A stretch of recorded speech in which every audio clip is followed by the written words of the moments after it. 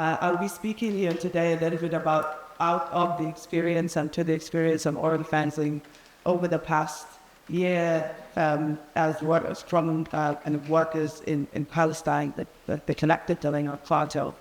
So I'll be speaking a little bit about that. But I wanted to start with a few quotes.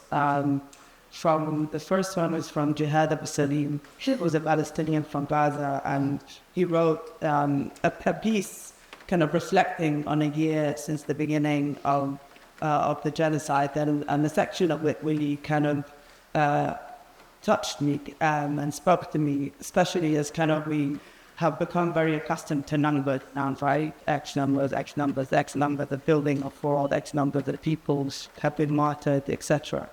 And he says, and I quote, do you know what it took to build that hospital, the university? Do you know what it took for someone like Riya to become who he was? It was not easy.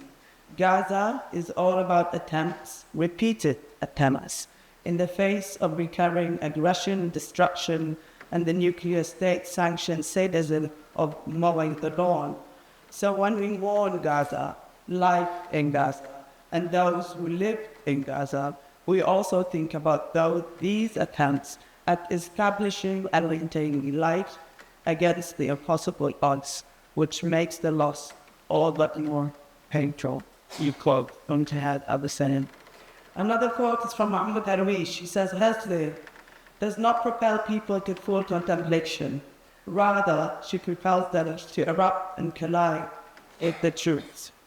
For those of us or you who are ever in doubt, the past year has made it crystal clear that Israel's capacity to entrench its almost 8 decades-long settler colonial regime and its ability to sustain the ferocity of its genocidal expression unfolding at Gaza would have not been possible without Western investment in bolstering Israel's military capacities through the lethal cocktail of diplomatic shielding, financial support, military collaboration, and a direct supply of weaponry. This Western patronage, as Palestinians have historically stated and the people of the region have historically experienced on their bodies, is inextricably linked to Israel's role in protecting Western imperialism and Western imperial interests in our oil-rich region. While much focus is still on the US and its role in arming and supplying Israel and its kind of role in the genocide that is unfolding in Palestine, we know, and I'm sure that a lot of us in this room are quite acutely aware of the role, the historical and ongoing role of the British government and the British ruling class in the colonization of Palestine and ongoing dispossession. The government has made it crystal clear that its intent not only in attacking the working class of this country, but also of continuing the attack on Palestine. We heard earlier kind of fake leaves of 30 export licenses the arms export licenses being cancelled to Israel. We know that really means nothing in the context where the F-35 licenses are still intact. Every single F-35 jet flown by an Israeli pilot dropping bombs on, let's say, 15% of that is manufactured in this country. That agreement is still very much intact. The British government, the British state, is not only complicit, it is an active participant in the genocide in Palestine. We should not let them forget that. In the face of Western states' unwavering support for Israel's genocide, Palestinian Workers, 19 Palestinian trade unions and associations, including the ones that Sanah, Nadia, and Samia belong to, called upon you, their peers internationally, to work to take action to stop arming Israel as the most immediate demand that needs to happen.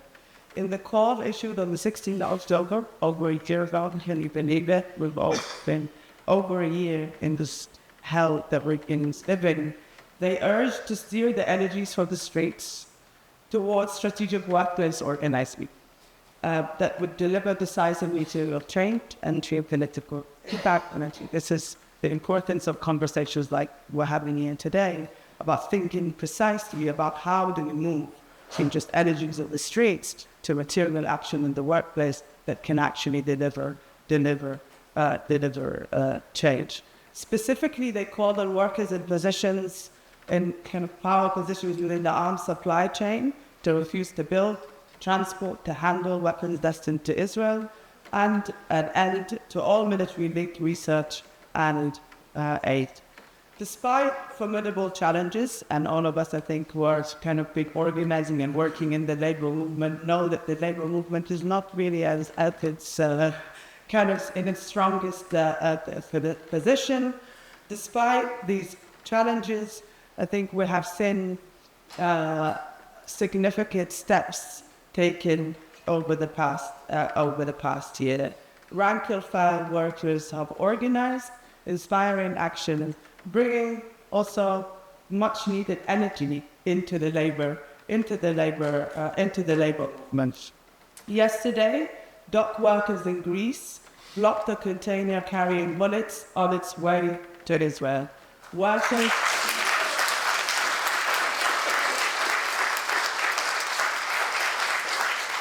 Workers' action prevented these bullets from reaching Israel. Workers' action saved Palestinian life.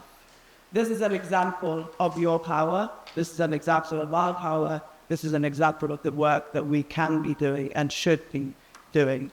Over the past year, that workers in Spain, Barcelona, Italy, and other countries declared or actively refused to handle arms cargoes to Israel. In Belgium, airport workers also refused to handle arms to Israel. Here in the UK, organizing pressure for the divestment of one of the largest pension funds, the USS, from the Israeli asset, which is great. I think you should all go to the workshop and learn how to also do that and implement that in your unions as well. There has been minimal strides in the US. We've seen sustained organizing start to fracture the long-standing alliance between the American labor movement and Zionism. These actions are small, granted. They have not been able to shift the balance of forces on the ground. But they show us a potential. They light a light for us and give us a direction of what it is possible and what we can do. They mark a significant shift in my mind, and I've been kind of around the BDS movement, the labor movement for over a decade. They mark a significant shift from symbolic, largely leadership-led gestures of solidarity that have been so present in the Palestine labor movement, in the kind of solidarity labor movement with Palestine for the past kind of years. They mark a shift from that towards acts of solidarity that are impactful, acts of solidarity that are transformative, acts of solidarity that are based on mass movement of workers collectively organizing from below. It has been a year, and granted significant strides have been, we've achieved significant strides, but the labor movement can do more. The labor movement should do more. Ours to do no, but Israel hasn't been born an accident, right? And the systematic destruction of our peoples continues to be ununderstood. As we move forward, there are no bullet holes, there are no magic points. We all kind of know this, that there was a magic point. I think every single one of us will be waving it in this room right now. But it is our responsibility of all of us to confront the challenges of the challenge of rooting Palestine in our workplace and in our union. We must bring Palestine back to our workplace, bring the energies of the streets into our workplaces and into our union. That's the way that we can sustain solidarity with Palestine beyond these moments of crisis. We've been here before.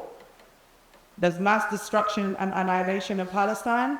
Granted, the scale of the genocide at this moment in time is unprecedented. We have not seen it before, but we've been here before. Mass mobilizations, big mobilizations, and slowly Palestine starts disappearing from the news, that people go home and we go into something else.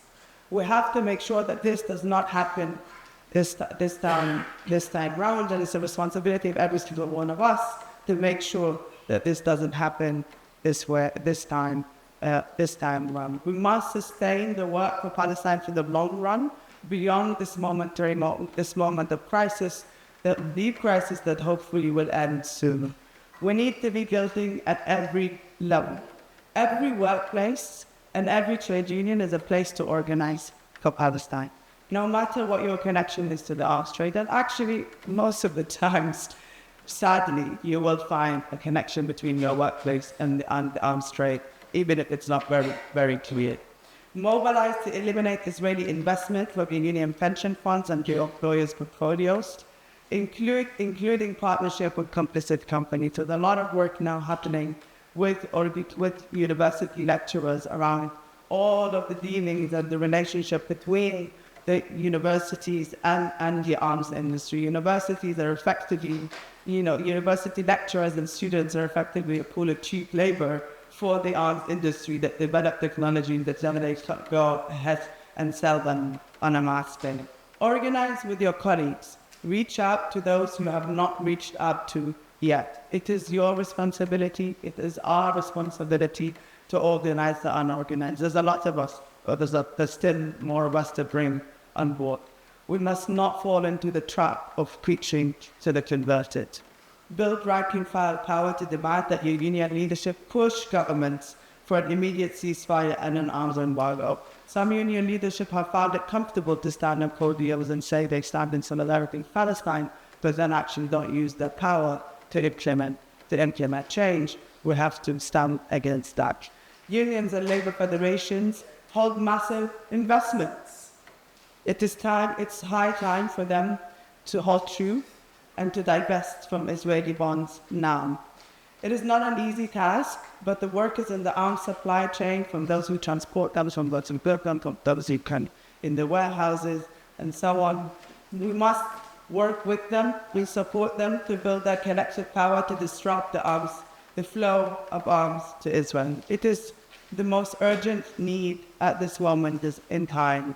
We must, as we do this, we build for economies that move us away from economies of war and destruction that destroy our lives and destroy our planet, to just economies that work in our interest and in the interest of our planet and the future in Palestine and more broadly. And as you do all of this, and as you think about the mechanisms of organizing today and the specific ways of doing it and the specific kind of learnings of how to build more effective long-term solidarity with Palestine, you must at all times center the Palestinian struggle for liberation. Inform your peers about the history of our oppression and our ongoing struggle for liberation. We're not fighting for crumbs. We're not fighting for singular rights. We're fighting for our life. We're fighting for freedom. We're fighting for justice and liberation, for a dignified life and on our own of our own.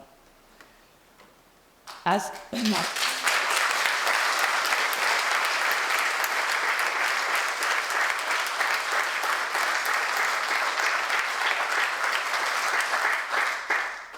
organizers in the labor movement, this also entails building an understanding and deepening the understanding that Zionist settler colonialism isn't solely a product of land dispossession. As Samia and Nadia eloquently pointed, Zionist settler colonialism is also a continually evolving project of racial domination and class exploitation that has fragmented, displaced, eliminated, and exploited Palestinian labor to devastating effect. International class solidarity, international labor solidarity with Palestine entails recognizing that Palestinian people and Palestinian workers are part of the global international working class. And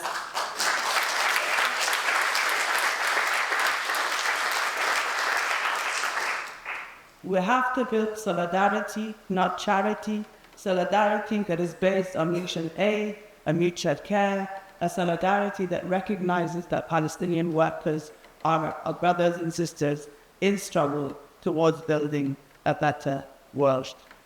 This moment demands of us to be brave, and I will end on this. Be brave, take risks, demands of us to move away from ineffective models and gestures of solidarity that a lot of us have become accustomed to. We need to rise to this moment in history and act with the urgency that this genocide demands of us. It is not easy, and it's not clear always what can be done and what is possible to do. But spaces like this is what makes spaces like this that much more important. We in Workers in Palestine have been producing guides and toolkits to help people organize in their different sectors. Go to our website, workersinpalestine.org, the resources, and you can find things there. We will be putting on series of workshops designed specifically to help people who are wanting to organize in their workplaces to think about how to do that, building on a lot of what you will be hearing and working with and thinking about here today. The call from Palestine, as we heard here, is clear. It is for effective, meaningful solidarity. It's to translate the power of the streets into active organizing that has material implication. It's a call to stop arming Israel. Sadly and painfully, there are no shortcuts. There has never been shortcuts in labor organizing, but now it has been even more clear that there are no shortcuts. Build rank and file networks in your workplaces. Talk to your colleagues. Organize with them to identify targets and take action. Make Palestine an issue in the workplace and in the union. This is how we move towards meaningful solidarity. This is what Palestine demands of you at this moment in time. Solidarity.